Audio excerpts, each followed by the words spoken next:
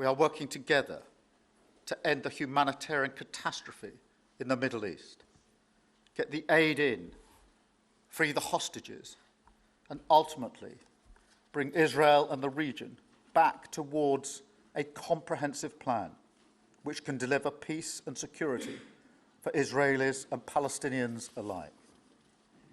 We're also working together to end the killing in Ukraine. In recent days, Putin has shown his true face, mounting the biggest attacks since the invasion began, with yet more bloodshed, yet more innocents killed, and unprecedented violations of NATO airspace. These are not the actions of someone who wants peace. So we've discussed today how we can build our defences further, support Ukraine, and decisively increase the pressure on Putin to get him to agree a peace deal that will last. And President Trump, you have led the way here, and we will continue to stand and work together for security and for peace.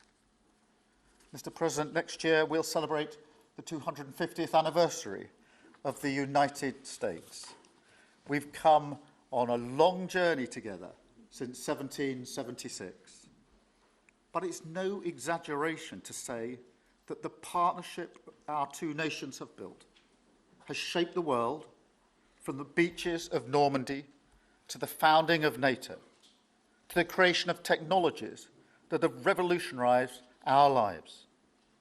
Time and time again, it is British and American men and women side by side, changing the path of history and turning it towards our values, towards freedom, democracy, and the rule of law.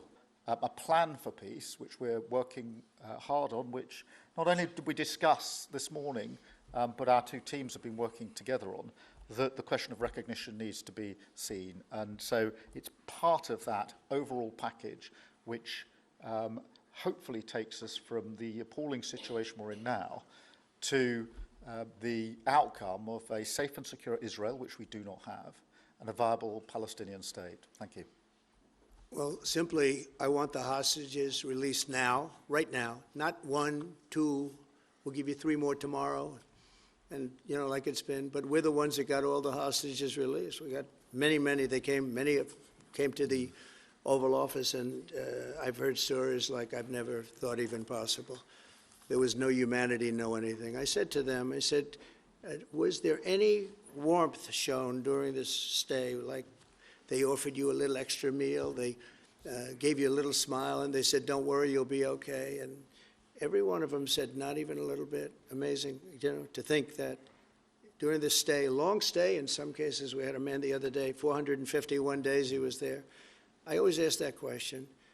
And was there any warmth shown? Just a little word of, you know, encouragement. And the answer is every time, absolutely not. I'm shocked to hear it, because in the worst cases, there's always somebody that comes through. We have to remember October 7th, one of the worst, most violent days in the history of the world, not just there, the history of the world. And I got to see the tapes, and I wish I didn't see them, actually, but I got to see them. And I want an end. I want the hostages released, and I think it's going to be okay. But it has been a brutal period of time. But this has been going on for a long time. This is not something that's over the last year, 2 years, but this has been for decades and decades. But we want it to end. We have to have the hostages back immediately. That's what the people of Israel want. They want them back. And we want the fighting to stop, and it's going to stop.